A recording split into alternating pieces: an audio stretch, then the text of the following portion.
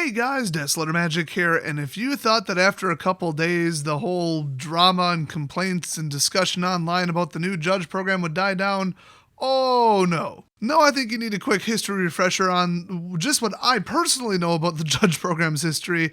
There could be a lot more drama than even this. Feel free to leave it in the comment section. I'm sure this isn't even in correct chronological order, but I mean, the judge program, pro level, competitive Magic, not really my scene. It doesn't interest me. I don't follow it. That said, I was training to be a judge at one point, and the LGS I was going to be the level 1 judge for decided to not hold FNM. And that's back when you were required to have a judge to run FNM. They've changed the rules a lot. In fact, let's talk about them changing rules about the judge program. So the way I heard it was back in the day, and this was several years ago for sure, maybe up to like 4 years ago, closer to 3 actually, I think, but they used to have level 4 and 5 judges, and those are the people who worked really closely with Wizards to write the rules and to make judge program policy, and they were like the board of directors, sort of, unofficially, for the judge program. Then they got rid of it. They just said, there's level 3 judge, that's it. You can get to 3, there's nothing higher. Now, Wizards never publicly said anything about why. They just said, we're doing this. That's it. That's all you get. But the rumor is there was 2 reasons. One, they needed to legally distance themselves from the judge program because their official stance, which was honestly just one big lie, is that the judge program is a separate thing. We have nothing to do with it. It's a community-run thing. It runs itself. Anything they do is not our fault. Just as distant as possible, because around the same time, and they either knew about this ahead of time or they saw it coming, judges were suing them saying, we're actually employees. We're acting as employees. We're working directly with you. We are effectively Wizards of the Coast employees, not contractors or volunteers. You need to pay us wages. And this was like a lot of level 4 and 5 judges. Another reason is because months ahead of time, I believe, or at the very least weeks ahead of time, the rules guide or whatever would get written by the judges, I think. And so they needed a copy of every card and its mechanics. I think they would take away the name or leave a nickname or show the name, but not the art. And it would just show what the mechanic in the card does. And then the judges would write the rulings, which really makes them seem like Wizards of the Coast employees. They're volunteers who don't get paid, but they're doing necessary work to do card development. Do you see why at the time the lawsuit had a little bit of merit? So to demerit the entire lawsuit, whether it was going on at that time or not, I'm not sure. They got rid of 4 and 5, said, no, we're going to have our own rules team. We're going to hire on some past judges, whatever they did. We're going to cover that because that is employee work. Whoops.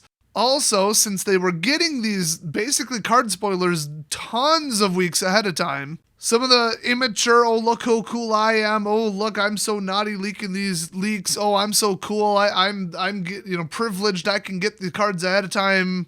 I'm going to brag and show them off to my friends. Oh, but don't tell anyone. That's basically what went on in a private Facebook group. So it was supposed to be a Facebook group to discuss rules and cards for just level 4 and 5 judges. That's what I heard. But then they had some friends that were just level 3 judges, but they were going to be level 4 and 5 judges eventually. So they're cool. Let them into the group. And then I guess they took them and they're like, well, I've got a circle of friends that are all level 3 judges and they're cool. They won't leak these. And then they leaked them to some other people. Eventually somebody made, I believe it was Theros, just leaked to the public the whole document, the entire set. So Wizards was like, you know what, screw this 4 and 5 crap. You guys clearly, since you don't work at Wizards, there's no liability, and whoops, we're saying that legally there's no connection between us at all and you're not doing work for us. That basically means we can't sue you for leaking all this, which they could. I mean, it's still like a breach of IP. And maybe they signed an NDA. I don't know, but it makes it look a lot worse in court. So they're just like, screw the whole thing. We're going to have level 3 judges. They do stuff at tournaments. That's it. The end. No 4-5. 4-5 is now internal at our company. Problem solved, right? So anyway, the judge program is the same. It's like, if you want it done right, hire the people, have them actually be employees or contractors. I don't really care at this point. Just have them work directly for you. You will get the work done correctly and they won't leak stuff. And there's never been a leak of any cards since. Mission accomplished. So anyway, that's why that happened. Then there was the judge program where they're like, people are finding out, okay, there's registered, offenders in the judge program. What the hell? We should probably do something about this. And people are like, I have kids in a family, what the hell, fix this. And then the hyper liberals, some of which are actually okay with, will just say any orientation, and I mean any. Although even saying orientation is a little generous by my definition. Compulsive mental disorder, maybe? And then there was the crew that was just like, I don't like Jeremy, so that equals no, let's not check to see if there's offenders in our judge program. Like, boy, you gotta take your hate of one individual really far to drop logic that far behind. Holy crap, so that split the judge program in half, and then I heard even before the level 5 decisions, there was infighting in the judge program about how to run the judge program, and like how to fund it, and how people were getting qualified, and how impossible it was to get to be a level 2 judge. Well, in fact, to get a level 1 judge, I think you had to judge at 2 large tournaments, which maybe you didn't have the funds to go to, just so that you could judge at the local level, and people took huge issue with that. I took issue with that. I thought I could go to maybe one in Chicago, one in Milwaukee, take off of work, pay for my own hotel and travel, pay for the entry into the event, I think, although I don't know, to be like a judge's apprentice just so I can get to be a level 1 judge and go back, never go to another tournament as long as I live, and just judge at my local that has like 12 people. Just give me a pamphlet and a test, because that's bullshit. The whole mandatory you have to show up to multiple large tournaments to get a level 1 judgeship was bullshit. And a lot of people agreed with me on that. Nobody should have to take that amount of time and funds when they're already volunteering just to help out Wizards and help sell their game and make it playable at a basic level and make sure people can buy their products and have a place to play. That's ridiculous. Then there was some of the statements made by the management of the judge program. Riki Hayashi or whatever. I just call him Riki Hashiki because it sounds cooler. That sounds like either like a WWE fighter or somebody from Mortal Kombat. So his name from now on is Riki Hashiki. I don't care what it really is. So he's sitting there saying, blah, blah, blah, white males are the worst. We need less white males in the judge program. I'm paraphrasing, by the way. Blah, blah, blah, forced diversity, microaggressions. I almost said microtransactions. Sure, microtransactions too. Oh, a lot of people are mad about all those microtransactions in the judge program, which now there's macrotransactions. Oh, but there's a subconscious self-selection micro blah, blah, blah, blah, blah. Shut the hell up. Only if you're a racist asshole, okay? I'm so far past racism and discrimination. It's such a non-thing. I didn't even realize some of my friends weren't white until like 5 years later when it randomly came up. I don't give a shit. I just thought they were kind of tan. Who cares what country their parents came from? I don't give a shit. So to say that I'm going to self-select white males who are a similar background and education level and intelligence level and orientation as me, actually no, because I'm less of a racist than you fucking SJWs who are running the judge program. So people took huge issue with that bullshit. So there's infighting about that, people trying to get Riki kicked out. I heard the guy before him was an asshole. In fact, if I remember it, I don't think it was a guy, actually. Then there's high-level judges resigning in protest because of things that happened at tournaments they didn't agree with. Then there's judges fighting about being too soft on cheating, being too hard on cheating. So the whole entire judge program, for as long as I have been playing and have heard about the history of it, which is quite a while, has been one giant dysfunctional family / Jerry Springer episode. It's been a fighting, messy, disorganized mess forever, and Wizards can't do anything about it because they have to maintain the bullshit about them being completely separate, which... Now let's fast forward to what we got now, which is you have to go through one company, one individual game store, I guess, basically.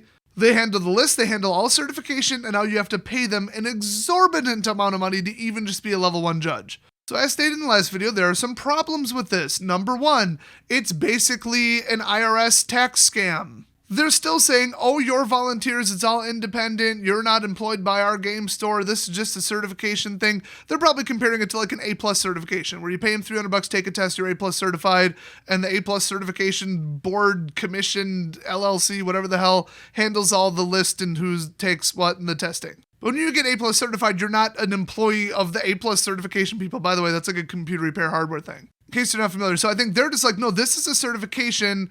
We're practically like the DMV. We just test you and then hand out a permit and say yes or no, you're qualified or not. That's it. Hands off. Everybody's independent. They're not necessarily wrong, but there is some legal issues if this were ever to be brought to court. Any form of complaint, not, oh, we actually are employees, we're not contractors. Oh, I've been illegally compensated incorrectly. Minimum wage violations, even if they were a contractor, even though they signed something saying they knew they weren't going to get paid. Oh my gosh, you guys were so dumb to sue Wizards. They had some merit and some logic to the lawsuit, but not even close to enough to win. Not even close. Anyway, if anything about this were to be brought to court, like the civil version of like a misleading ex post facto violation, even though that wouldn't apply to civil cases, it's still used as a basis of like a logical flaw in how something is run. It would be more like a bait and switch type lawsuit where they say, well, this isn't what I signed up for and I was given no warning about this. They never said I'd have to pay money or I'd lose what I already got. There you go. There's a lawsuit. It's shaky but winnable. One of the major things that could be brought up about how this whole program is bullshit from the get-go is that Wizards says this is separate. Not only it's just, it's volunteer, it's blah, blah, blah, community run, hands off. Now it's like literally a different tax ID. It is a different entity, a different company running it. There's an LLP or LLC, it's probably not C Corp or S Corp, whatever the other one is, running this. There's your distinction. Okay, so they are factually separate now, but wait a minute, to hold events and to be in the WPN program, which is exclusively run by Wizards themselves, keep that in mind, you have to have a judge. The only way to get a judge is to go through this separate, private, third-party, whatever. Well, that's not very separate because you are forcing us to work with a third-party contractor just to do a thing with your own company. It's not unheard of, but depending upon the angle they took in court, that could look really bad because that makes them look not separate.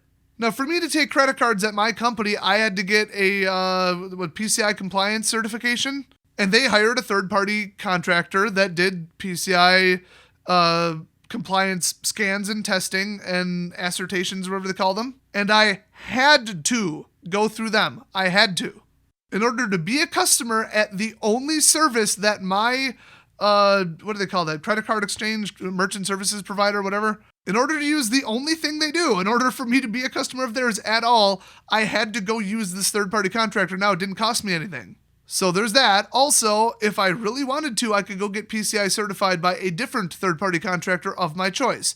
Now, is that legally required in the US? I don't think so. They could get sued for monopoly abuse or some kind of anti-competitive behavior if there were no other options. So there's that. That's the other thing. There's no two different ways or two different options to get certified as level 1 judge. So yeah, an unfair monopoly would be bad, and then also requiring it to hold F&M or to hold official events and be in the WPN system and basically sell Wizards products, almost. Yeah, you could have an antitrust complaint there. But logically, the real problem is that they are now connected. They're more connected than they were before. It's not just go to this little self-run thing, they'll kind of test you. We just agree with their methods and their testing and we'll go along with it. We'll comply with whatever their decision is about you getting approved to be a judge or not. But it's not a thing, it's just a community thing. Now it's like, oh no, it's a separate entity, it's a separate company. Oh, but you have to go through it and you have to go through it to be in the WPN system. Well, then you're not that separate, are you? I mean, there's precedent for saying, yes, they are separate, and there's precedent for saying, it's the only option and we have to go through it. No, you're not separate. It would be hard to say, okay, this new whatever Judge Academy is basically effectively an entity or a subsidiary of Wizards of the Coast, but they're acting like they're not. But I don't think it would get immediately thrown out of court. It would be very complicated, very close, and makes them look very bad. That's the foremost problem I see with this.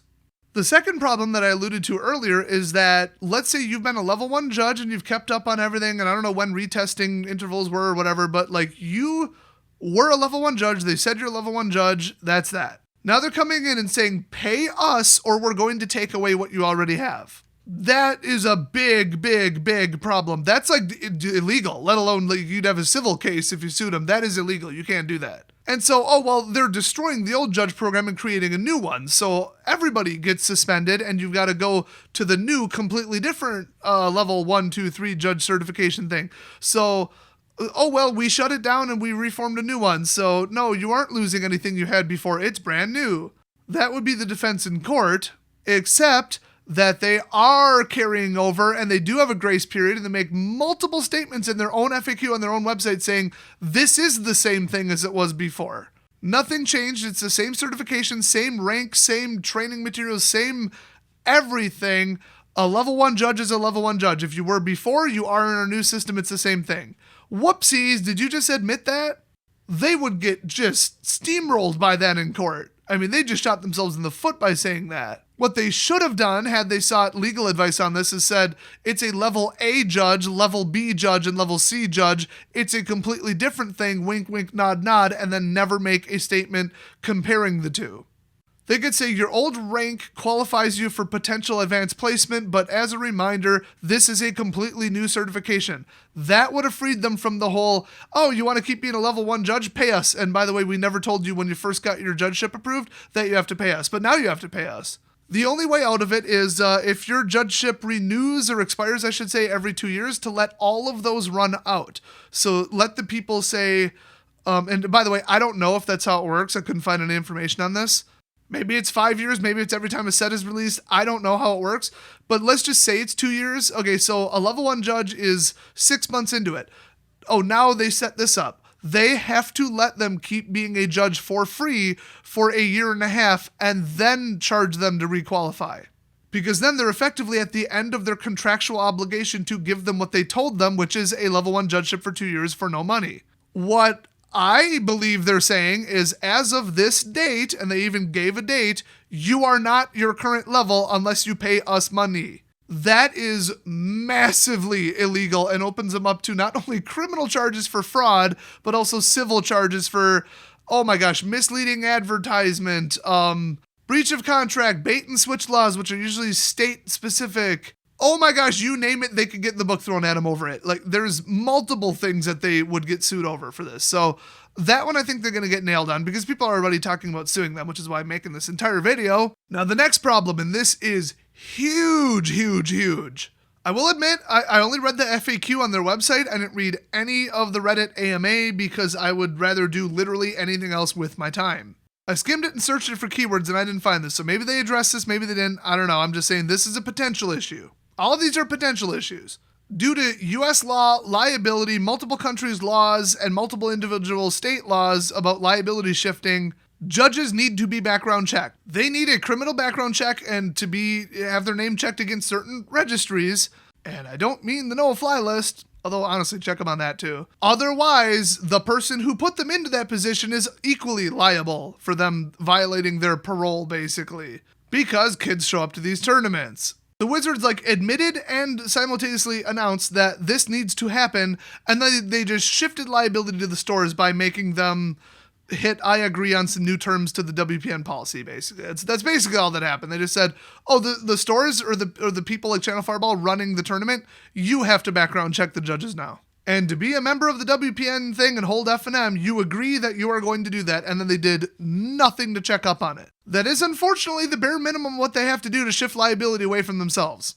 Well, now, fast forward to what they're doing now with the judge program, it's basically a company saying that there's a certification that they're handing out, that these are certified and allowed to be judges at tournaments.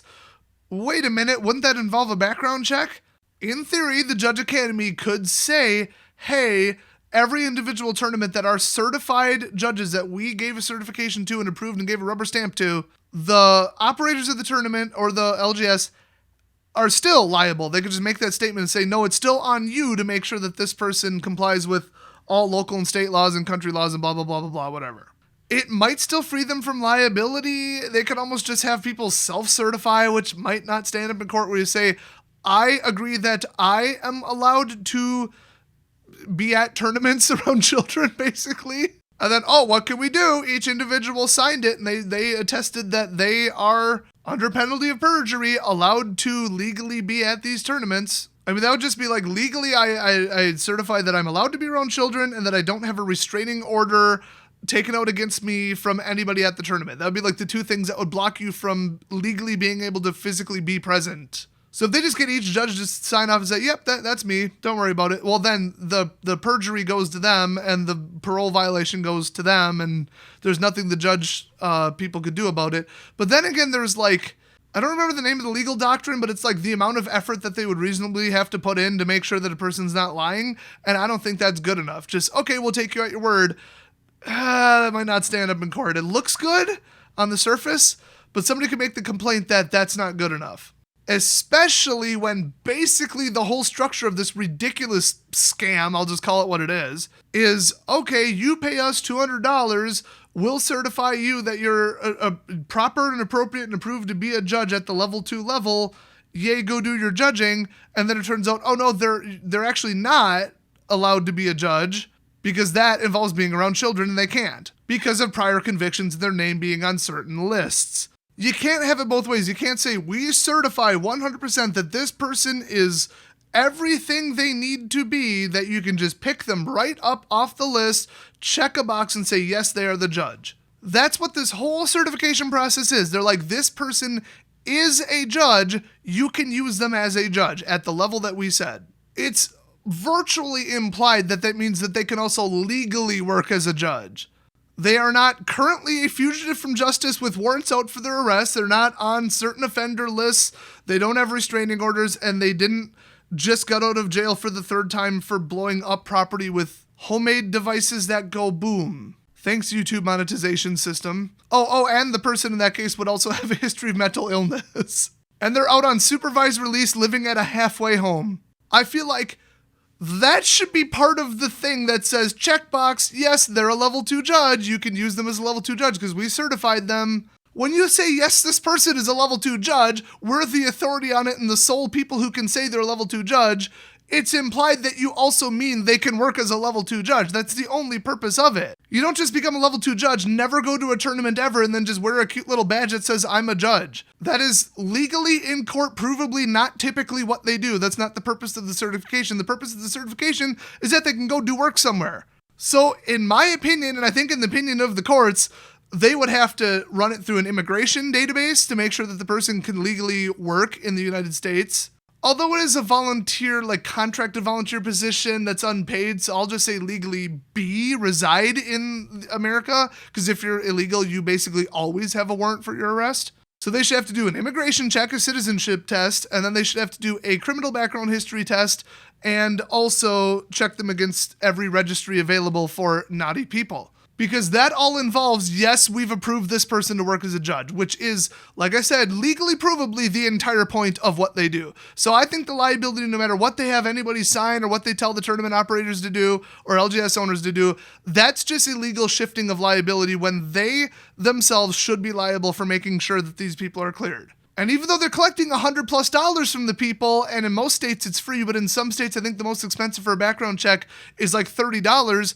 they're still not doing it. And I believe their logic comes down to, wah, expensive, me no like Jeremy. That's pretty much their 2 reasons. I'm gonna let offenders around children at tournaments because I don't like somebody on YouTube because they said mean words and have a snarky attitude.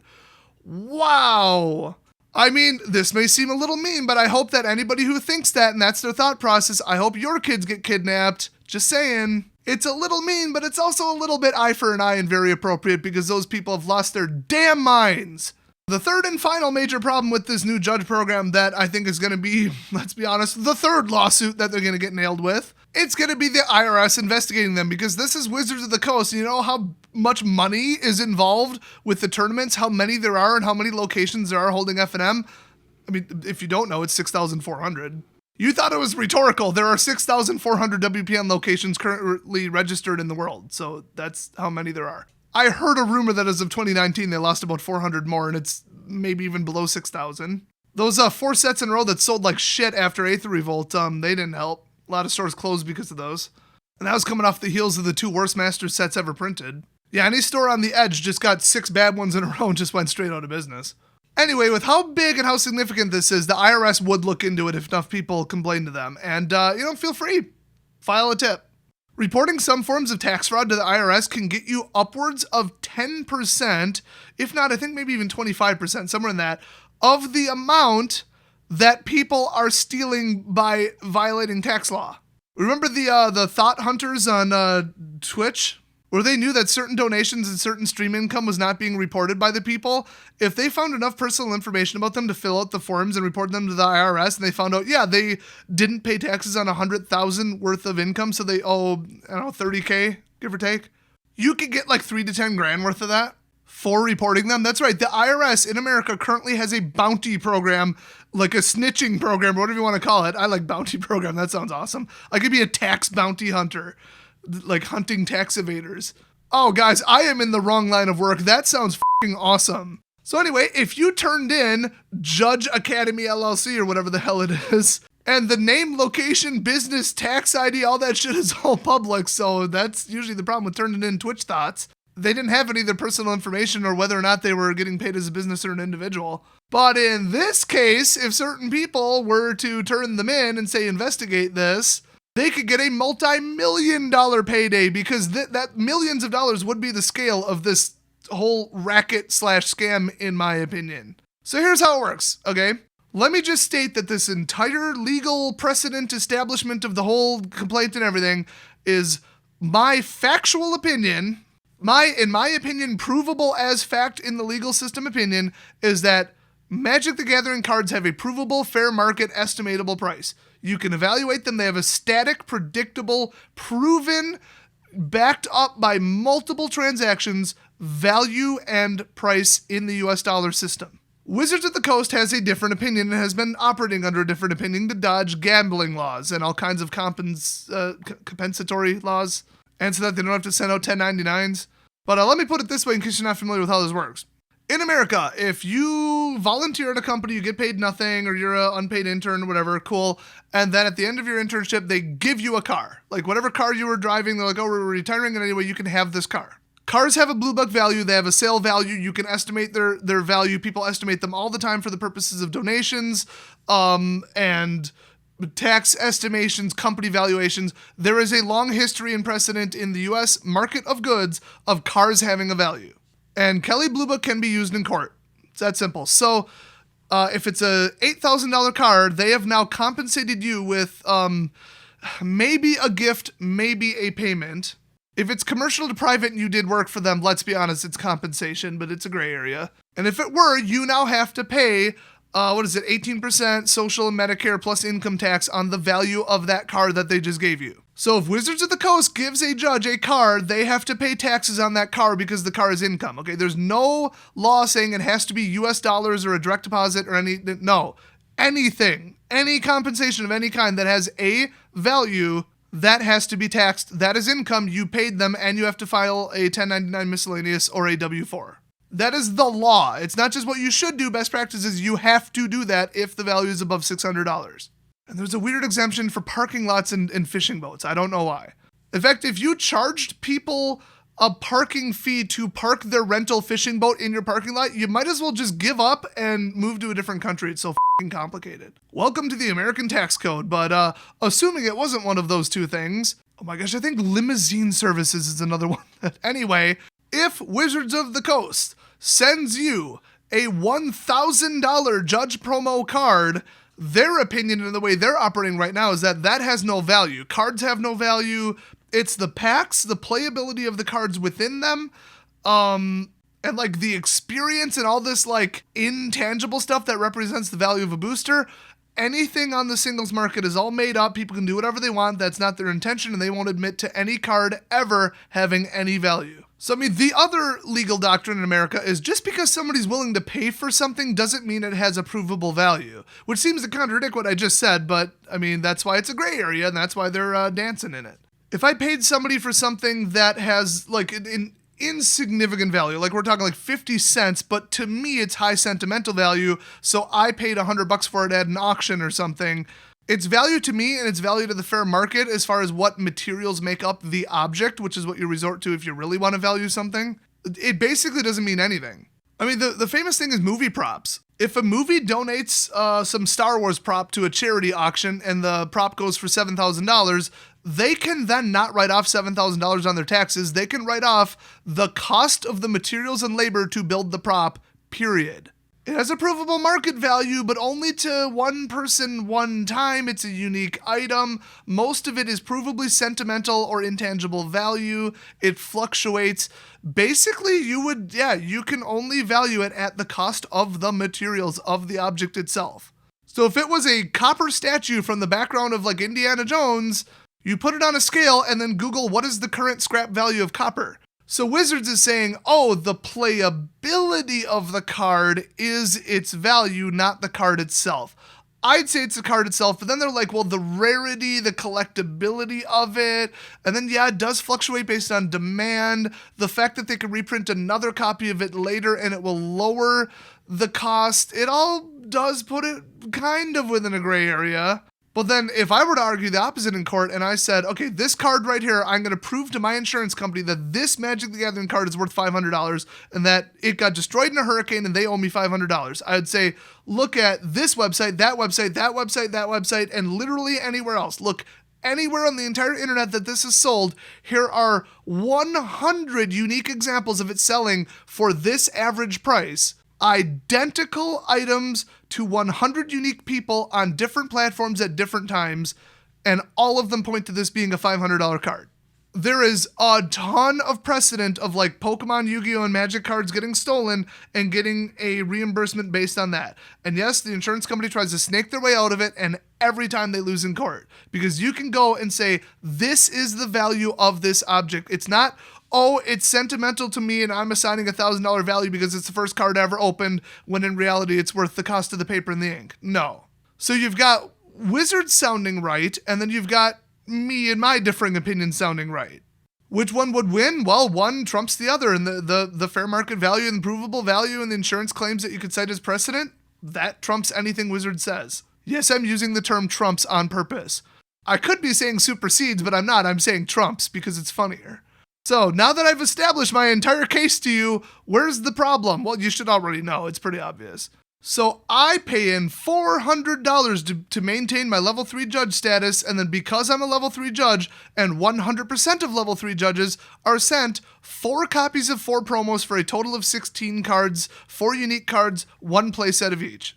And let's say the average value of the card is $50, which is actually probably about right. If anything, that's low. Wizards of the Coast has now directly sent one of their judges $800 worth of compensation for being a judge. And don't even go back to the, is this work, is this volunteer, is it a contractor, is it a direct employment? None of that matters. If you go to the Price is Right and win a truck, you're paying income tax on that too. It doesn't matter if it's a sweepstakes giveaway, like a drawing, a lottery, actual compensation for work, whether stated or implied. Doesn't matter. If an entity gives you a valuable item for any reason, you pay taxes on it, period. That is IRS tax law.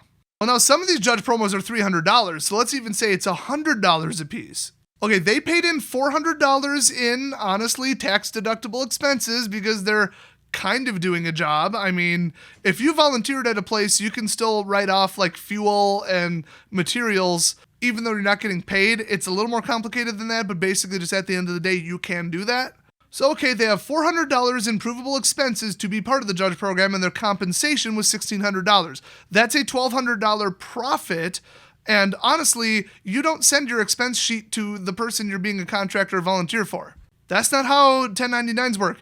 At the end of the year, if you sent somebody more than $600, $600 or over, you have to send them and file with the IRS a 1099-MISC form. And then if the IRS looks at that form and says, hey, wait a minute, on that person's tax return, they didn't mention anything about a 1099 or miscellaneous income, they're going to come after you and audit you. That's how it works, and that's why it works. So if you got like $5,000 in compensation from a company, they didn't send a 1099, the IRS doesn't know about it, you'll get away with tax fraud because you didn't get taxed on any of that, and you should have.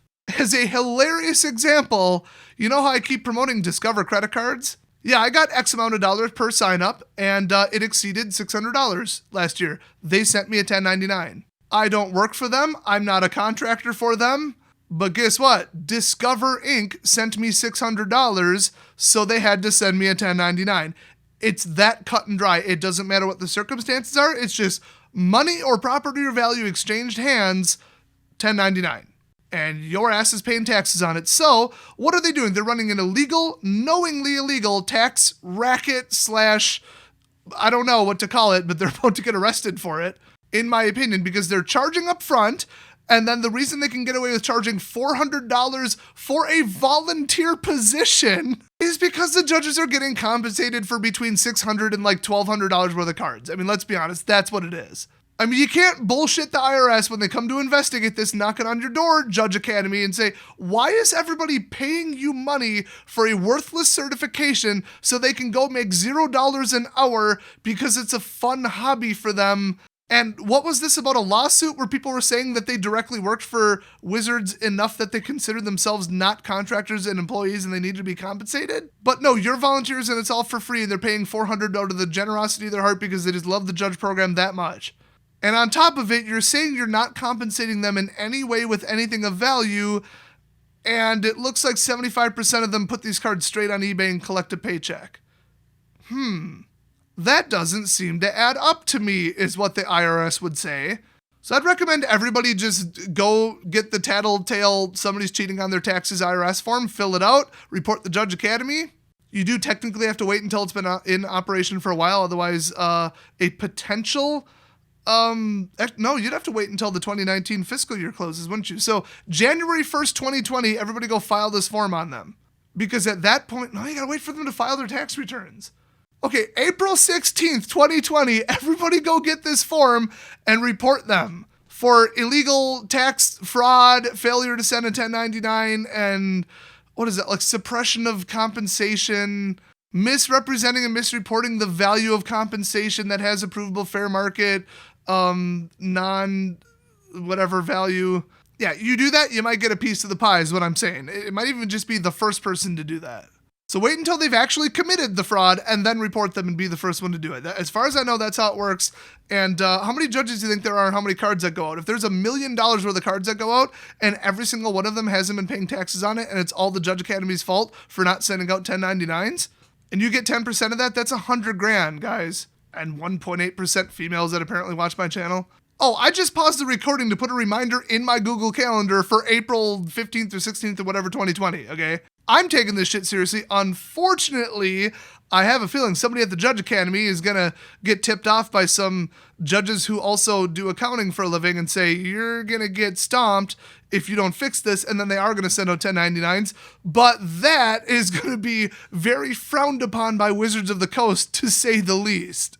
Because then Wizards would be forced to admit that single individual printed cards do have a financial value and, gambling charges. And then, like, distribution and how it gets taxed, oh my gosh, everything would collapse. Their whole company would collapse. They would honestly sooner just pull the whole promo system and just say, no, now you're working for free, screw you.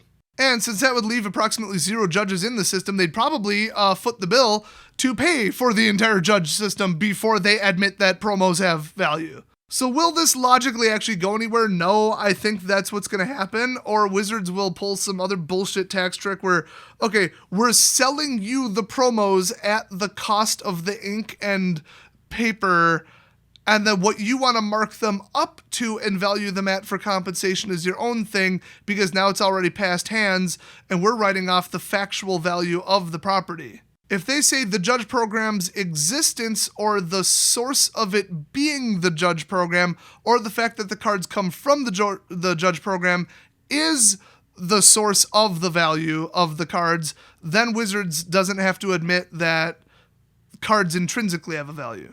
So bad news, guys. I think somebody somewhere is going to fix this before it becomes a problem.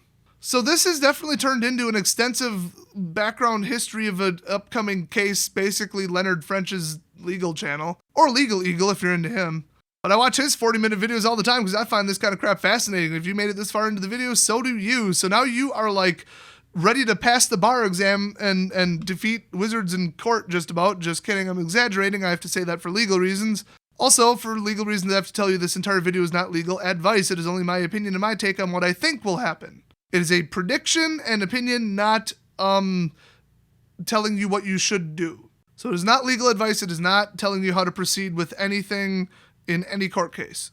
But yeah, I think Wizards, the Judge Academy, and the judges are all going to like fix this real quick before it becomes a problem. But the way I'm seeing it right now, you can't send out promos worth provable static amounts of money, I should say consistent amounts of money, and pretend like you're not compensating them with something of value. That is such a ridiculous tax violation. It's insane.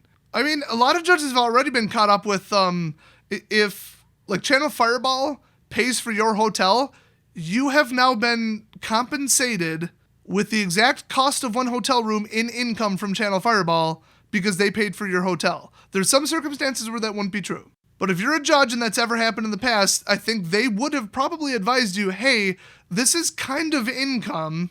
You're kind of being compensated because otherwise, you're an independent contractor. Your travel and how to get here are your own problem. The only other option is, you're a direct employee, and that's a whole other can of worms, because then that's an hourly wage violation, a violation of the minimum wage in America. So it's like, you're a contractor, but we're paying for this and this and this and your travel and that and your plane ticket. You have to write all that as income on your taxes. You have to. And they will send you a 1099 if it's above 600. I don't know if they do that, but I had heard that they've done that in the past. And even just not naming Channel Fireball, completely different things, different conventions, different contractors, that has been a thing. I've occasionally worked in event planning, and I advise them on that. Let's just put it that way. And trust me, I know tax law. If you are a traveling contractor and you stop somewhere to eat, you can write off exactly 50% of your restaurant bill because you would have been home eating anyway, but also you're only eating there because you have to because you're working, so the IRS lets you write off exactly 50% as an expense. Those are the kinds of laws you have to know when you and your friends and family run self-owned businesses. I used to be an advanced business math and tax accounting tutor for a local college, by the way. So I would say that this is a pretty informed video, and I think I swept over all the multiple, 4 or 5 at this point, points of contention / possible problem areas that the Judge Academy is about to face with this hastily thrown together bullshit. I'm surprised that Wizards financial advisors didn't kind of have a little secret meeting with them and say, you really ought to represent this way, phrase this way, and do this way, and you're going to have to do this and this and this. Unless they did, but all the policies, the FAQ, and every statement made on social media by the Judge Academy seems to support what I'm saying will be problems in the very near future for them. Everything I mentioned in this video is a direct result of them appearing to be doing things illegally. So to close off the video, here's one more cheery little fact. They've got a bunch of level 3 judges at advisors, board members, whatever. They're formally acting on behalf of the association and the company. If any one of them, and I think there's like 12 of them, if any of them do or say anything about excluding a race, gender, age, veteran status, or religion from the judge program, the whole thing is liable. The whole company can get sued for that. Doesn't matter if you're volunteering, getting paid, getting compensated. None of that means anything. You are stating an inclusion restriction. I don't care if it's for a customer, an employee, an associate. I don't care what you consider the people to be. You just discriminated against them and you are going to get stomped in court. And actually, I underestimated this. At the very least, Alfonso Bueno, John Good, Damian Hiller, Brian Perlman, Robert McKenzie, and Johanna Vertanen, if any of them make a statement like what Riki Yashiki did, or that other asshole who's a contractor for Wizards of the Coast who works on Arena, the whole company can get sued to oblivion and back. So I'd recommend everybody follow them all on social media. That, by the way, that's the public list of the public advisory board that they put out in public, so I'm not like doxing people. It's on their own website. And I'm pretty sure the list includes Caitlin McLaughlin, Ron Foster, Chris Higashi. You can look up the list yourself. Only 4 of those, though, are from the U.S., so that's an issue. Like the European and Canadian ones could probably say whatever they want, and only their local laws are relevant. I don't know. It's not an international corporation, because that's not a thing. So, they're acting on behalf of the company, making statements on behalf of them because they are elected as community managers and advisors by their own admission. But if they aren't actually in America, I don't know. But let's be honest, all the social justice activists, like blatantly racist assholes who think diversity means basically just discriminating more, they're pretty much all from America. So I'll be watching y'all like a hawk because I love it when SJWs get the book thrown at them and reality comes crashing down on them like Chicken Little when the sky was falling. So I'll be covering any future court cases that I'm sure will arise if somebody has the, let's be honest, money and motivation to push the issue. Which, that's a big if. Maybe when I quit my other job in like 4 weeks, I got nothing better to do with my time. I'll kickstart the money and sue them immediately. I don't give a shit. I would love to see the Judge Academy burned to the ground. I think the whole thing's bullshit. But hopefully somebody else with an axe to grind, because remember, the judges just got together, pooled their money, and sued Wizards just all on their own like 2 years ago.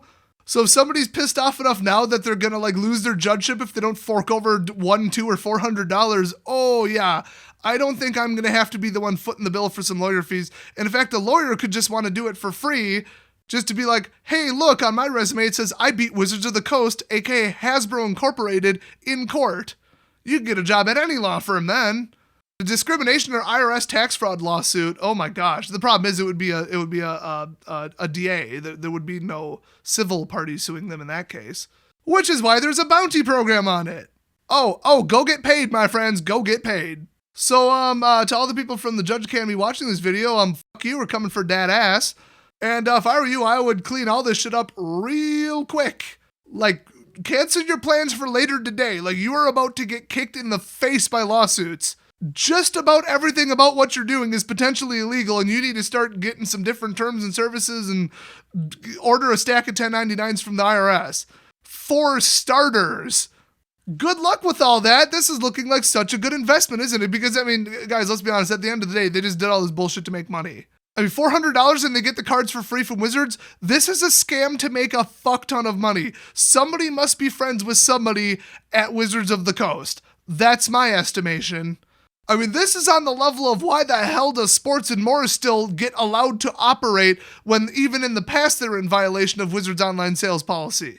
You think nobody at Wizards knows who they really are and who they're really operating for and where the money's really going? Do you really think that? They're getting away with it because somebody's friends with somebody or somebody's paying off somebody. Obviously, in my opinion. So, my gosh, what is going on that this Judge Academy got the contract for this and they let them charge those prices? Holy shit. And that's why it all deserves to go burn down to ashes in court, in my opinion. So screw everybody involved in this racket. In my opinion, it's racket. And thank you all for informing yourselves by watching this video. I'll see you guys next video. See you guys next video. See you guys next video.